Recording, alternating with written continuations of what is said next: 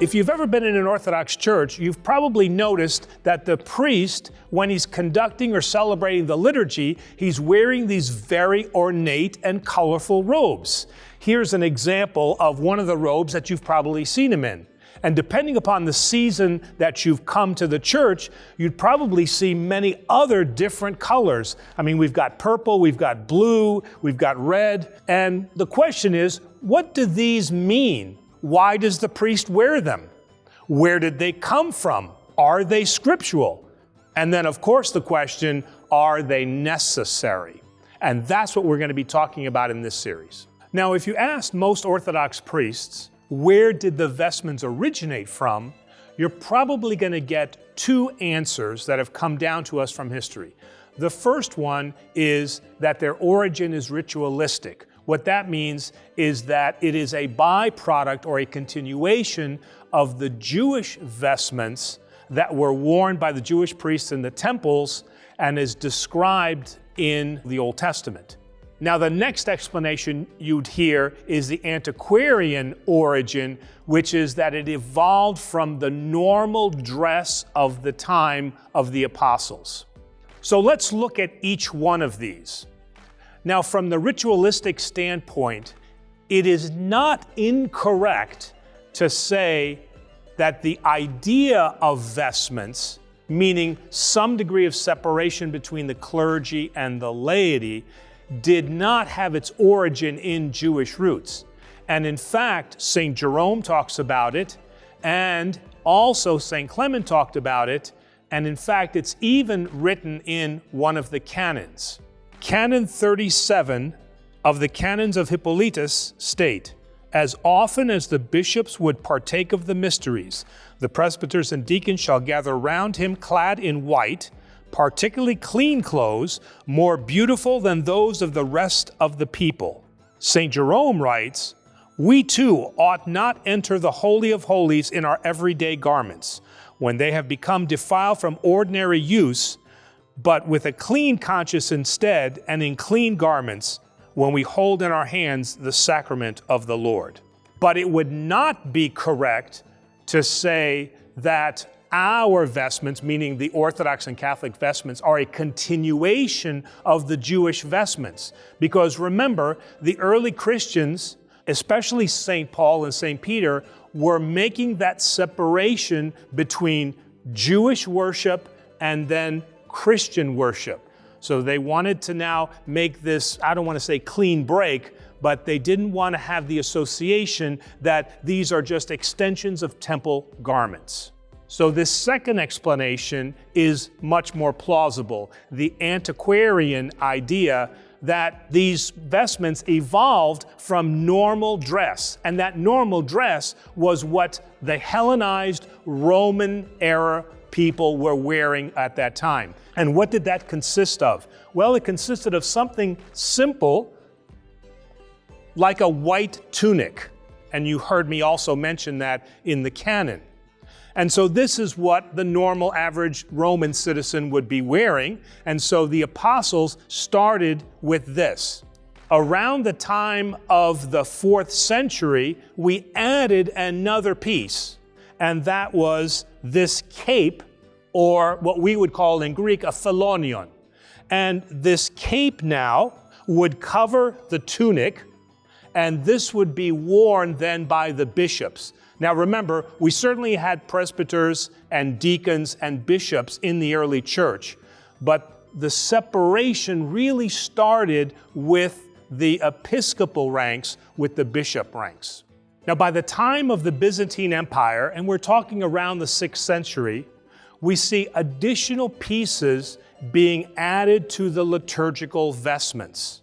So what you're seeing is the addition of cuffs, you're seeing the addition of the stole, you're seeing the addition of the belt, and you're seeing the addition of what's called the Epigenatin. So why do I say that we have these additions? Well, because we have historical evidence. If we look at some of the churches from the Byzantine Empire, and we look at the iconography and the mosaics that are there, we see clergy being vested in these pieces. One famous example is a mosaic of the Emperor Justinian with his priests and court members that is in the Basilica of St. Vitali in Ravenna, Italy. And in this, if you look very closely, you can see that he's wearing the white tunic with cuffs on the sleeves, a cape, and then if you look closely to the side, you will see what has the shape of an Epigenatin. So we do have historical evidence that at that time we have the same liturgical pieces then as we do today. Now, when many people outside the church see Orthodox priests vested in these very elaborate and flowing robes, there is a tendency to think that they're showing off, that we're showing that we're better than the Protestants, that it's all about the robes and the glamour. But actually, this question of excess was answered by the early church during the Middle Ages. One example is the Bishop of Rome, Celestine, who wrote, "Wherefrom came this custom in the churches of Gaul, so contrary to antiquity? We bishops must be distinguished from the people and others by our learning, not by our dress, by our life, not by our robes, by the purity of our heart, not by elegance." Now, each piece of the liturgical vestments has a tradition and a symbology that is attached to it, and we'll talk about that in future videos. But the totality of the meaning of the vestments itself is that each piece represented a distinct part of Jesus' Passion Week. So in totality, these vestments represent the Passion of Jesus. So going back to the original question, are vestments necessary? Well, that's a little bit difficult question to answer. So what we're going to do in future videos is we're going to look at the evolution and the meaning of each one of these vestments. And maybe a good place to start that would be to look at the definition of the word itself. So in Greek, vestment is amphia. And amphia comes from the Greek verb amphionimi. And this means to clothe oneself. It is the same meaning for the word vestment, which is a Latin word meaning clothe oneself. So the beginning purpose of vestments was to clothe oneself, but with the symbology of that we clothe ourselves with the kingdom of heaven. Today, we're going to look at the different styles and types of vestments that are used in the Orthodox Church. So we'll be looking at 4 different things. We'll be looking at usage, we'll be looking at style, clerical differences, and then color. So let's begin with usage. And here we have 2 basic categories. The first one is liturgical, something that you see here, or these vestments that are worn during the course of a liturgy. And then we have other vestments which are non-liturgical, like the anderi that I'm wearing, or this exorison. And those are worn when the priest is just conducting his daily business, although sometimes they can be worn during the service. Next, we'll be looking at style. Now, when I talk about style, one of the things is the actual formation of the garment itself. Here you see in the Greek style, you see that the collar is just a low collar that just hangs on the neck. In the Russian style, the collar in the back is much higher, almost reaching the back of the head. So there's a practical reason for this. In Greece, where it's warm, you don't want a lot of vestments, you want the air to cool your body. But in Russia, it can get very cold, and the high back protects the priest from high winds, those cold winter winds. Another example of style is the different patterns or designs that you will find on vestments. The most common style that you're going to see is going to be something like this, where you see the vestment decorated with many crosses. In fact, in the early church, this was called the polystavrion, or translated, many crosses. Another popular design would be not only with the crosses, but then also with the depiction of grapes. again indicating Jesus' reference to, do you not know that you are grafted from the vine? So we have many references to grapes and vineyards, and so you'll see that on priest vestments and certainly on bishop's vestments. In this style vestment, what you see, which is not necessarily common, but you'll see elements of both heaven and earth. You'll see animals depicted, angels being depicted, and then birds being depicted. Or you might just see a regular embroidered design that doesn't necessarily have a meaning associated with it. But the styling is very beautiful and very ornate. And of course, I'd be remiss if I didn't also point out that there's some latitude in terms of what a priest can wear. And in this particular vestment I received when I was in China, and you can see then the dragon design that's on this red vestment. Another stylistic difference is what you will see on the back of the vestment. Now, the most common thing that you're going to see on the back of the vestment is going to be then a cross. Many times that cross will also have an icon depiction. It could be of Jesus, it could be of the Virgin Mary together with the Christ child, or there could be other depictions, whether scriptural or stylistic. But this is the most common, as the back of the vestment will be the cross.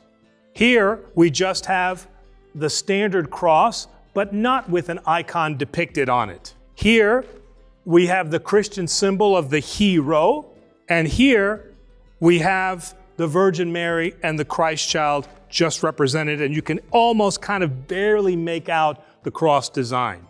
Now we'll look at the clerical differences, and this is the differences between the different levels of clergy. We'll start with the deacon. Now, the deacon's vestments are composed of 3 pieces. They do have the underlying tunic, but it's usually much more ornate than the priests. The second thing that they have is they have what's called the orarion. And the orarion typically is draped diagonally across his chest, and then when he receives communion, it will be formed then into an X on his body. He will also have then cuffs. When we look at the priest vestments, what happens with the orarion now is it's taken, and instead of being diagonal across, it is now sewn together. And so what you have is you have then the stole or the Petraili. In the case of the bishop's vestments, now his symbol of authority is the omophorion. Normally you'll hear people say that this church or this priest is under the omophorion of. What happens now with the stole is that this is then worn around the neck.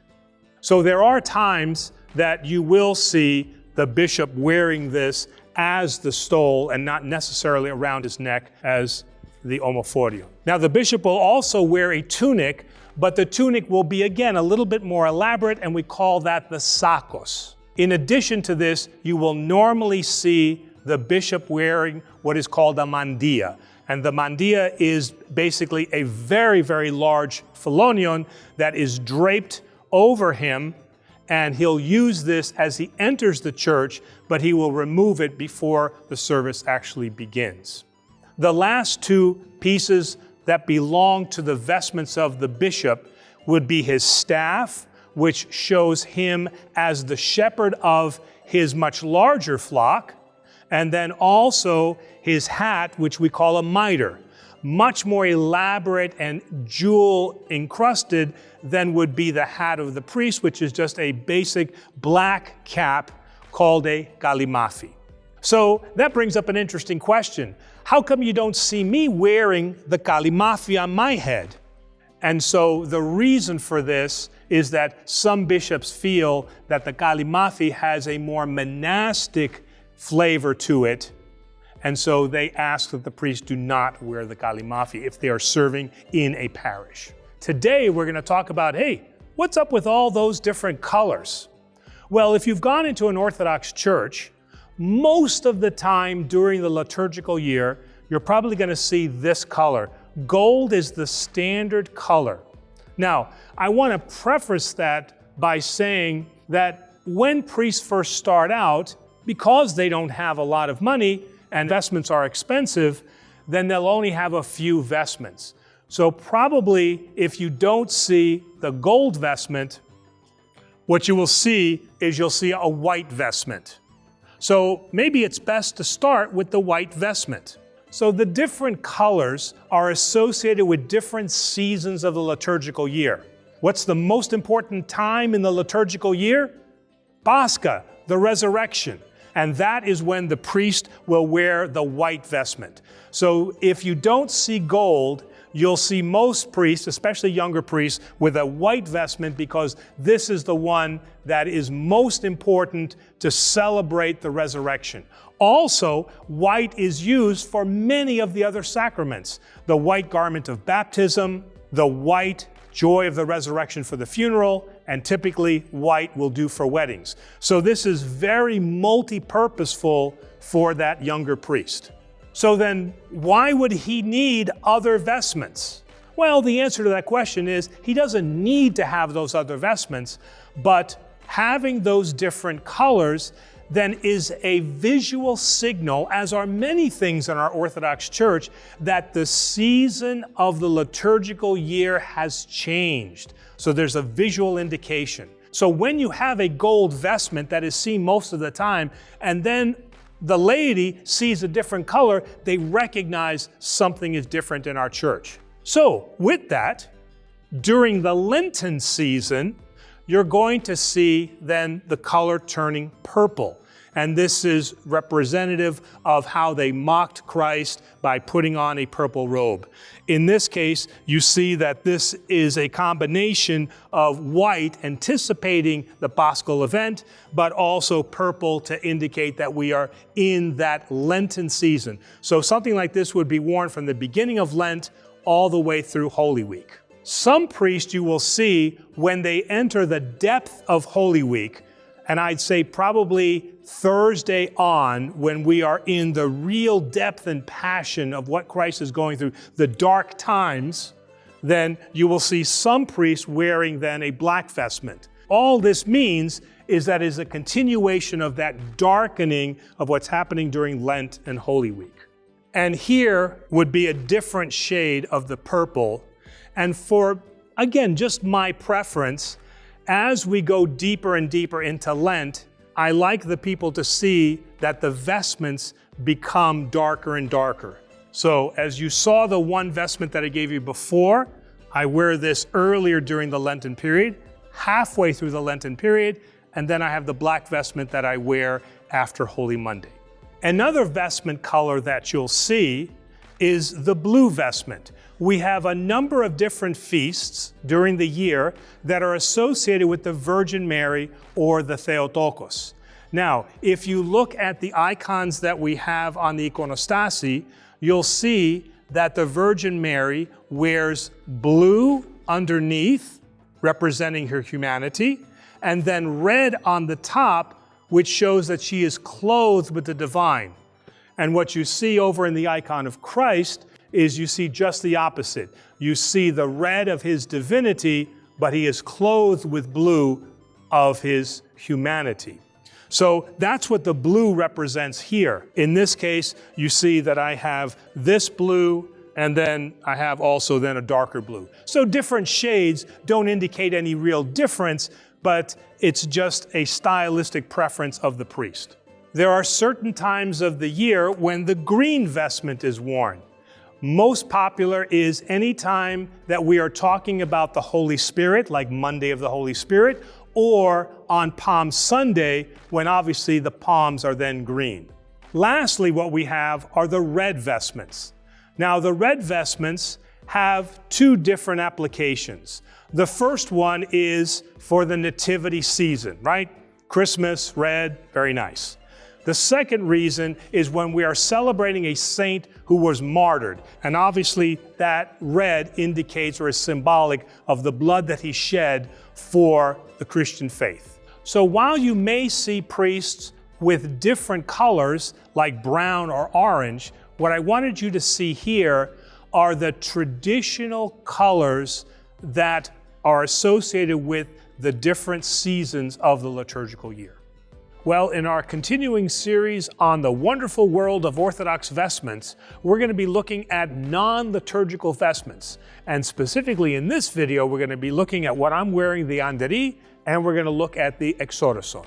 Well, to begin this fashion show, hold up, wait a minute, let me back up here, because a lot of people today believe that that's what the priest is doing with his non-liturgical and liturgical vestments. And in previous videos, we talked about why that's not the case. So just a little reminder there. So looking at this first piece of non-liturgical, I don't want to call it a vestment, but a non-liturgical clothing, is the anderi. The anderi is really at its core the working uniform of the Orthodox clergy. Now, in all of the Orthodox lands, whether that's Russia or Romania, in the Arab countries, or even to some extent here in the United States, what you're going to see clergy wearing, and specifically priests and deacons, is you're going to see this anderi. Notice that the sleeves are close-fitting, and notice that the collar buttons up high. So this is normally what the priest would wear as he's working during the day. So this is, in fact, what we would wear if we were going to visit somebody in the hospital or at their home, or even if I was going shopping. Now, it's a little bit different in some places here in America, but we're going to get to that later. Our next non-liturgical entry is what's called the exorison. Now, you notice it begins with EX, exorison. So that means it is worn over the raso. Sometimes they'll refer to this as a raso, but it's actually the anderi. So the exorison just comes from the fact that it will be worn over what I'm wearing here. So during the practice of any type of Orthodox service, I can't wear just the anderi, because remember we said that's the working uniform. So what the priest is going to do is he will take this piece of clothing and he'll place this over the existing raso or the existing anderi, and then that's when he will conduct services such as a Vesper service. He can do this with an Orthros service or a Matin service, or he can do this with some of the sacraments like confession, marriage, or a baptism. Now, if you'll notice, different from the sleeves, the close sleeves that you see here on the exorison, the sleeves are much larger, almost like a chanter's robe would be. So again, in summary, the anderi, working uniform, and the exorison for some of the liturgical services except Divine Liturgy. Now, what a lot of people don't realize is that the anderi actually can come in other colors than just black. So in the Russian tradition, they tend to wear red. And then also you'll see some traditions like the Antiochian tradition where they'll wear a gray. And then even sometimes you'll see some priests wearing white. So the anderi, like the vestments, does come in different colors. Now the colors don't necessarily have a significance for the anderi as they would for the vestments, but they do come in other colors. The exorison, on the other hand, only comes in the black color. Well, we're continuing on our series of Orthodox vestments, and today we're going to discuss the controversial and dreaded white priest's collar. And why do Orthodox wear the collar? But first I thought that maybe we take a little bit of history, because from the time of the apostles until almost into the 1700s, it was very normal to wear, if not just civilian attire, I'm going to call it civilian attire, but there really wasn't this idea of the collar. This is a very, very late innovation. So actually the genesis of the priest collar goes way back to the Middle Ages, because at that time, as clothing became more extravagant and thus more expensive, some of the men would wear a band of white around their necks to protect the clothing underneath. Well, the clergy picked up on this, and so you have the beginnings of that white collar. Now, this became so extravagant, it became gaudy. And so in the 1700s, the Pope stated that clergy were no longer to wear these extravagant styles, and there was a return then to the cassock or the anderi that we would have. Now, while all this was happening in Europe, in the Byzantine lands, There was no such thing as the collar or extravagant, there was extravagant dress, but we didn't carry those traditions, so we only had the anderi. Now, fast forward until the 1800s, and now you have the first Orthodox who are coming to America. And there is a new world reality that is taking place here. There's two aspects of this that made the change from anderi to the Roman collar. One of them was practical. When you came here to America as an immigrant, it could be a very dangerous place. So what you wanted to do in those early periods is to assimilate. And assimilating meant look like the people who were there. Now, by this time, the Catholics who were here were already wearing the Roman collar, along with the Anglicans and the Episcopalians. And by the way, interesting kind of note here, I have to put this in for Presbytera. The inventor of this collar here was Donald MacLeod, a Scotsman. So I had to put that in there. Let's fast forward now to the 19th century. And what is predominant in America is Protestant clergy. And Protestant clergy adopted the style that they had in Europe. And that was this style collar that you see here. Maybe some a little bit wider, maybe all white around the neck, but it was this band that was prominent.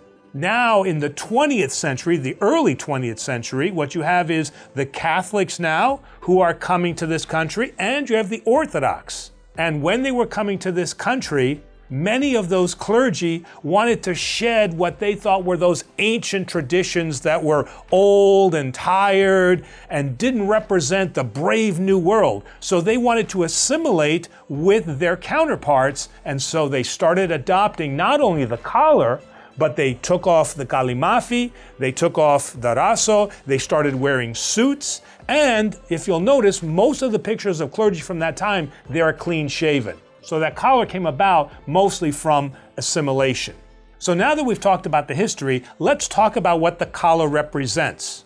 Well, here in America, it represents, both for Protestant and for Catholic clergy, a setting apart of clergy from the laity. It is a distinguishing feature so that people easily recognize that you are a member of clergy, of Christian clergy. It has taken on that idea. Now, from the Orthodox perspective, this is where the controversy comes in, because now you have one side that says, no, our Orthodox identity is the anderi. This is what we wear in the old country, and this has been our tradition, and that's what we should remain with. But then you have the other side who says, no, we are here in America, and if the norm in America for clergy is to be identified through the collar, then that is what's appropriate. So who's right? Is this representing clergy? I would say, for the most part here in America, this distinguishes you as clergy. For most people who see somebody walking around in a Kroger or a Wegmans wearing an anderi, there might be some confusion. They could be from Islam, they could be Catholic, or of course they could be Orthodox. So we're not sure. Now what some clergy will do to make that distinguishing feature a little bit more prominent is they will wear then the cross around their neck. So there's no collar, but the cross identifies them then as of the Christian faith. Now another interesting point is that the younger clergy are gravitating more towards the old traditional values, wearing the anderi, wearing now the longer beard, because there's not the dangers here in America that the clergy faced when they were here in the 20s. So today, there seems to be a return among the younger clergy to distinguish themselves and gravitating towards what was the more ancient and more traditional Byzantine style. Today, we're going to begin to look at liturgical vestments. Remember, we've already looked at the non-liturgical vestments,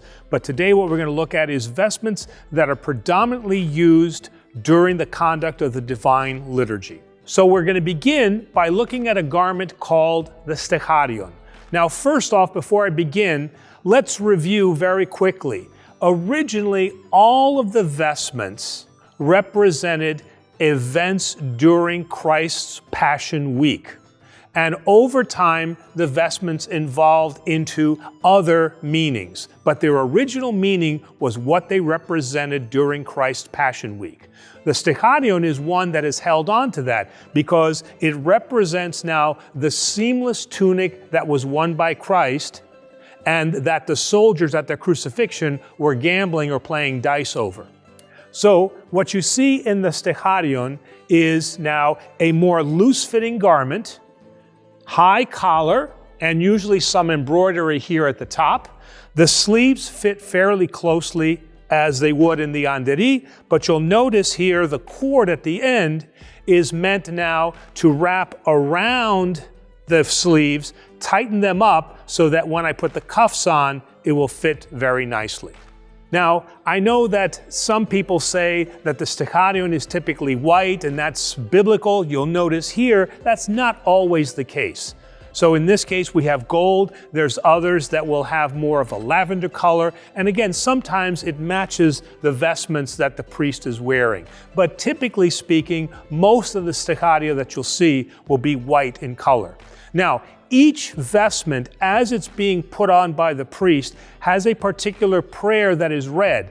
And in that prayer, you will hear the symbolic meaning that is evolved for that piece of vestment. So let me read that to you for the Starion. My soul shall rejoice in the Lord, for he has clothed me with a garment of righteousness and has covered me with a robe of gladness. He has crowned me as a bridegroom, and he has adorned me as a bride with jewels, always, now, and forever, and to the ages of ages. Amen. Today, we're going to be looking at the Petraili. Now, the word Petraili is just a Greek word that means upon the neck. Now, you'll hear some priests abbreviate it, and you'll hear them call it a Petraili, which is fine. Or, commonly in English, it's known as a stole. Maybe what you've heard some people say is that this represents the spiritual yoke of priesthood. But that doesn't really line up with the prayer that you're going to hear later that I read as I put the Petraili on.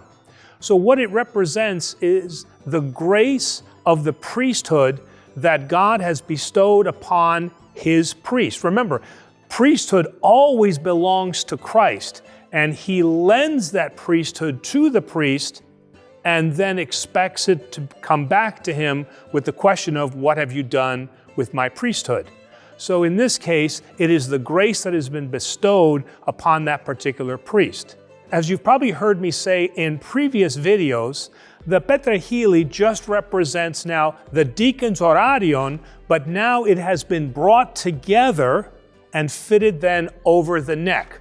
So representing again that sign of priesthood. Interestingly, this is the one vestment that must be present for any service that the priest does. So not only liturgy, but also services like matins or vespers, all of the sacraments to include confession, and any time that I visit somebody at their home or in the hospital for them to receive communion. So this is the one piece of vestment that must be worn any time that the priest is acting in the role of priesthood. Well, okay, it's not that you can only wear that. You have to wear other items like the exorison or like the Starion, so you can't just wear this. But this piece here, the Petraili, must be present. Another thing I thought would be interesting to note is if you notice at the bottom of every Petraili are these tassels. Now, these tassels do not in any way connect us with the Jewish tassels that were on their vestments. What these tassels represent is they represent, and I'll just open this up here so that you can see it here. They represent both the living souls that are under the care of the parish priest and those who have departed, for the priest to remember to say memorial prayers for those persons. And this is the prayer that I read when I put the Petraili over my neck. Blessed is God who pours out his grace upon his priests, as myrrh upon the head that ran down the beard of Aaron, which ran down the hem of his garment. Now, just to give you an idea of how each piece of vestment layers on top of one another, what I'm showing you now is the Petraili that is layered now over the Starion, and this is the sequence in which the priest would then be putting them on until he's finally vested. Well, in our continuing look at Orthodox vestments, we're moving on today to the zoni, or the belt, and the epimanikia, or the priest cuffs. Now, these two pieces actually have both a symbolic meaning, but they also have a very practical meaning. So let's start with the practical meaning first. A belt, just like any belt that you would wear, is meant to make your dress complete, meaning that I wear the belt so that my pants don't fall down. In the case of the vestments, what the belt does is it keeps the Petraili or the Petraili now from shifting and moving around. So it keeps the vestments in place. Now, the symbolic meaning of the belt is that the priest wearing the belt is girded with the power of the truth or strength that God gives him through his grace. Now, girding, we could use another term and say invested with the strength of God, or invested with the truth of God. Now, the prayer that is read during the putting on of the belt is, "Blessed is God who girds me with strength and makes my way blameless, always now and forever, to the ages of ages. Amen." Now, before I put the belt on, you'll notice that on our model here, we've already put the belt on to kind of give you an idea of what it looks like. So I'll just go ahead and put the belt on right now, and you'll see that it just very easily ties. And you probably didn't see it in the first video, but you'll note that the Starion has side cutouts, and that's where then the belt can fit through. Now comes the epimanikia, or the cuffs.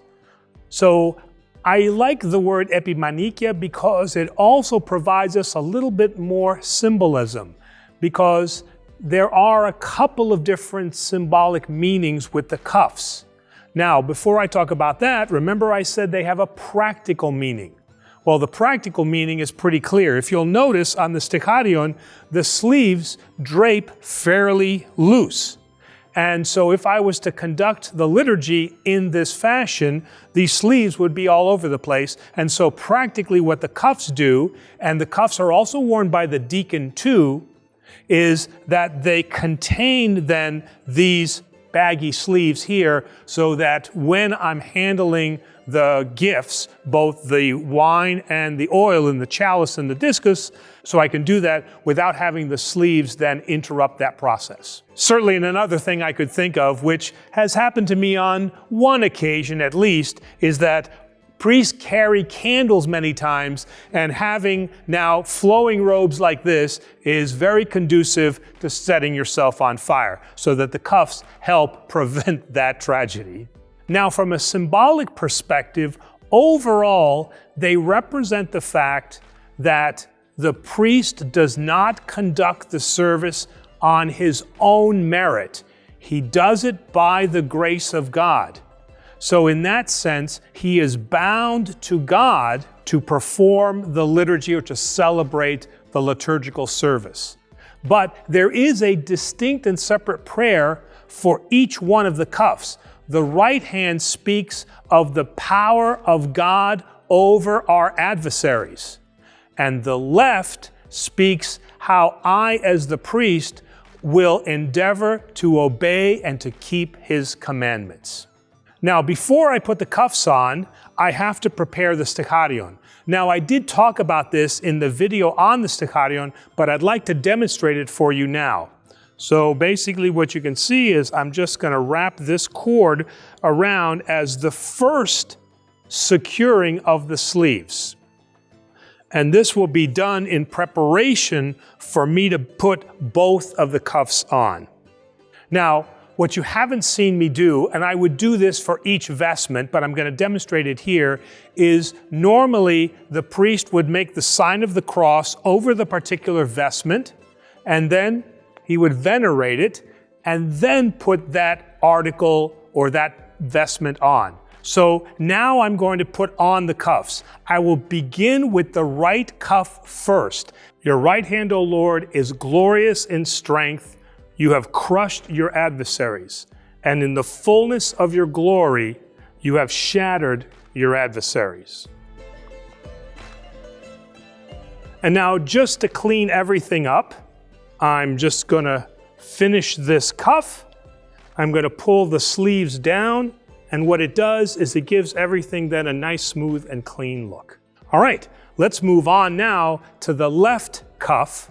Your hands have made me and fashioned me. Lord, grant me understanding that I may learn from your commandments.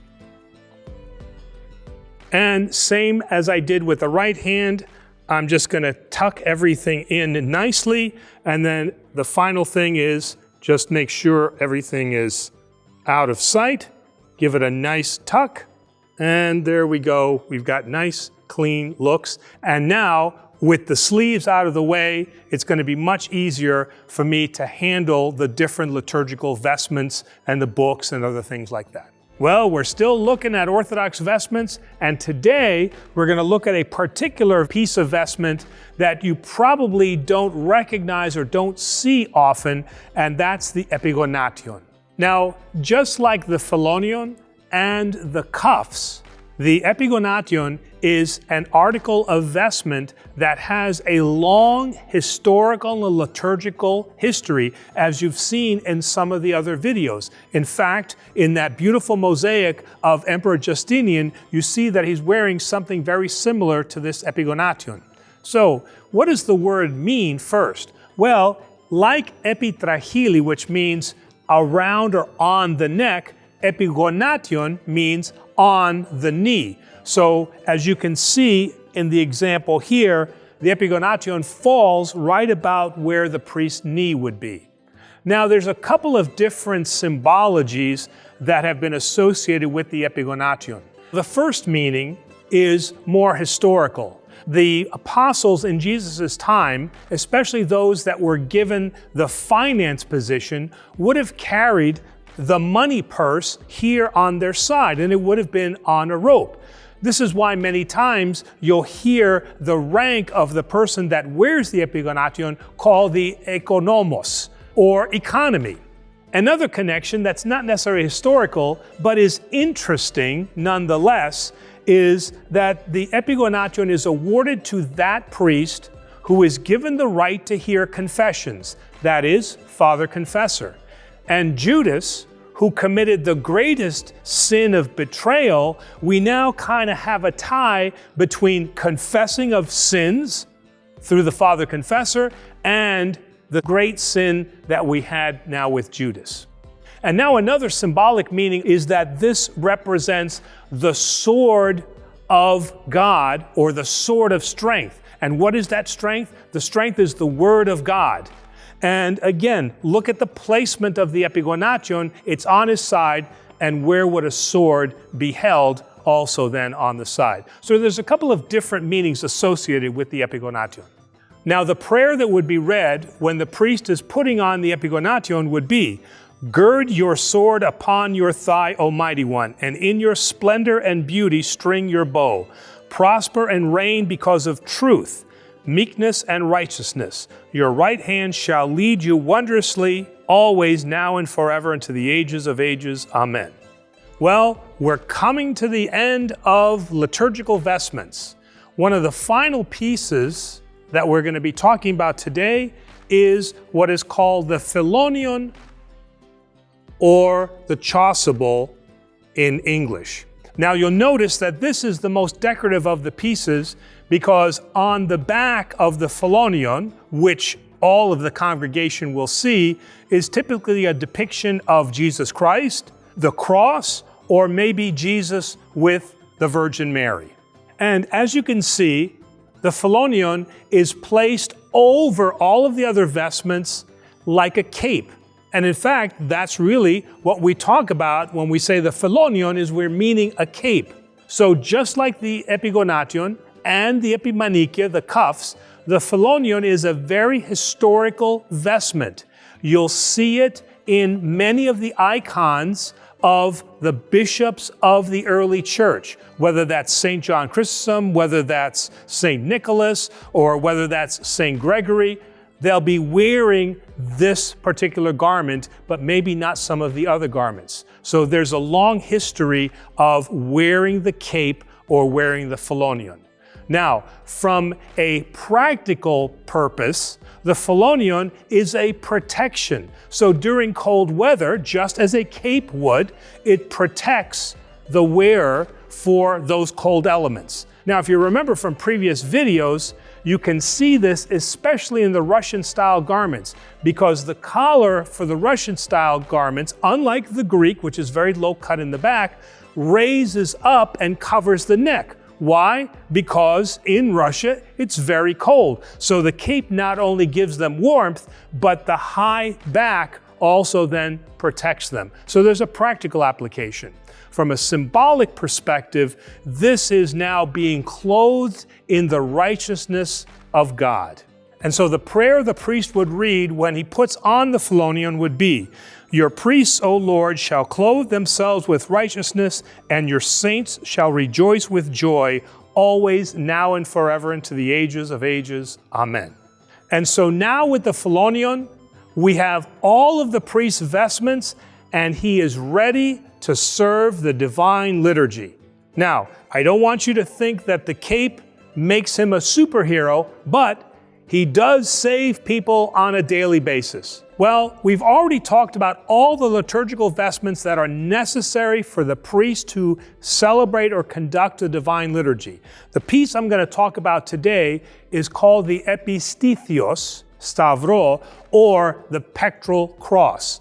Now, this is not required as a piece of vestment to celebrate any liturgical service. What this is more of is awarded to that priest who has been given the rank of what's called proto-presbyter or first priest. Different from proistamenos. A proistamenos is just the priest that is in charge of that particular parish. But a proto-presbyter is one who would be before all priests if they were all celebrating together. So basically the Petrol Cross is awarded by the bishop to those priests who have had a certain number of years of distinguished service. And that cross, very simply, after the priest vests, would just be placed around the neck as such. But it is not required for the celebration of the divine liturgy. Now, although there are many styles of pectoral crosses, number one, it obviously must be in the shape of a cross. The other thing is that typically the design that you will see on here will be of the crucified Christ, or it will have then the designation, the INBI, that was read on the cross. It's interesting because this particular cross shows Jesus as the Pantocrator. So that's why I'm saying there's different styles. But the typical styles would be of the crucified Christ. Well, in our continuing series on Orthodox Vestments, I want to talk today about a very interesting and somewhat controversial piece of attire, and that is the head covering or the kalimafi. Now, the kalimafi is something that you'll see predominantly being worn by Orthodox priests outside of America, and to some extent here in America also. So maybe we should begin by talking about where did this come from? Well, it's not really that old of a tradition. And if you remember way back, and even if I can talk back into the 1900s, it was customary and proper for a gentleman to wear a hat. And that continued all the way up until probably the end of the 1950s.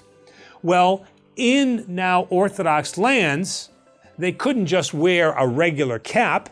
So what they did is they developed this kind of stovepipe looking hat, and this became then symbolic of the Orthodox clergy. Now, there's some talk about this was given to them by the Ottomans, and this was a way to indicate that they were clergy. Yes, no. But the idea was that men at that time would cover their heads. And that's what the kalimafi is, because we can't just wear like a Frank Sinatra cap. So we have this that distinguishes us, like the collar in America, which distinguishes us as clergy as opposed to secular.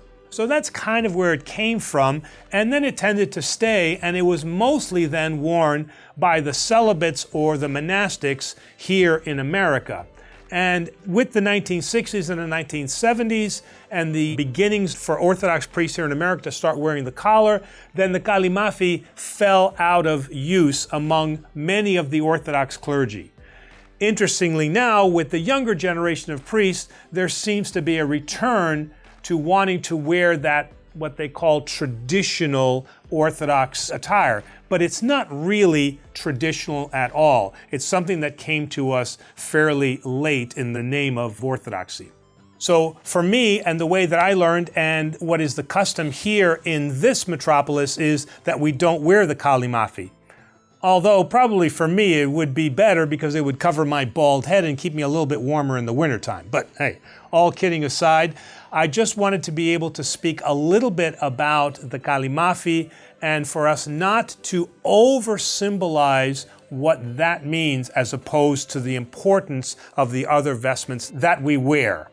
Well, after this entire series of talking about vestments and their history and evolution and the different types, we still have to get back to the original question: are vestments necessary?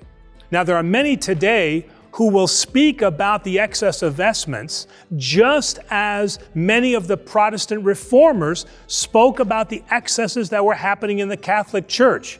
Look at me, look at all the gold, look at what I'm wearing. I'm on my pedestal and I look great. So the reformers did have a point. There were excesses in the church. We've seen them in our own history here in our Orthodox Church with the abuse of icons. And if you remember an earlier video, we talked about the abuse of vestments. So the reformers are not totally off base, but the issue is that they want to throw out the baby with the bathwater. Vestments have a purpose. Are they scripturally based? Kind of. But there is no commandment from Jesus that I must stand here and wear gold vestments and wear purple vestments on Easter. But there are traditions in the church. Our Orthodox faith is built on Scripture and it is built on our traditions. And part of that tradition are things like icons that are not scripturally based, but have become a cultural part of our Orthodox tradition. In fact, even more than that, they carry a symbology that points to heaven and points to God. It is the same with vestments. Vestments over time have become a tradition associated with the formality and the grandeur and the glory of worshiping God in His house, and that the priest and the bishop and the deacon have a distinct role, and that the symbology of those vestments that speak to the evangelism of who Jesus Christ is and the importance of the traditions that we have here in our church. I mean, who would take me seriously if I stood up here in a Mickey Mouse t-shirt wearing shorts? And sometimes in some non-denominational churches, we see that very relaxed attitude so that there is no distinction between the pastor and the laity. And there does have to be a distinction. St. Paul himself told us, he told the Thessalonians, he told the Corinthians, he said that stay true to the traditions, both oral and written, that I have given to you. And so from that standpoint, vestments serve a very important part of that tradition and, if I can say, the theology of our church.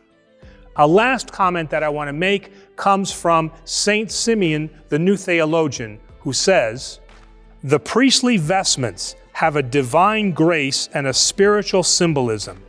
Each piece has the priestly blessing given unto it. But with that divine grace must come humility." We can't take the Protestant church off the hook here, because many times we see those pastors dressed in a suit that is many, many times the cost of a vestment that we would have here. So we have to always recognize within the church that we are wearing the vestments not so that we can show off, but that we are always reflective of the divine grace that has been granted unto the clergy by God, whether that be the bishop, whether that be the priest, or the deacon. So we want to be very careful that we don't associate these with wealth, and that we use that as the separation between the laity and then the clergy. That is not the separation that we're talking about, nor is that the separation that St. Simeon was talking about, nor St. Clement or St. Jerome. But what they were speaking of is that it is important that the laity see that there is a divine grace and a glory that has been bestowed upon Jesus Christ's priesthood, that he has given to his apostles and the successors to the apostles. And just on a humorous note, I have to say, I do appreciate the wearing of the tunic, because I never have to worry if I do a metania and then all of a sudden I have a split in my pants. So remember, like, share, subscribe. We'll see you next time.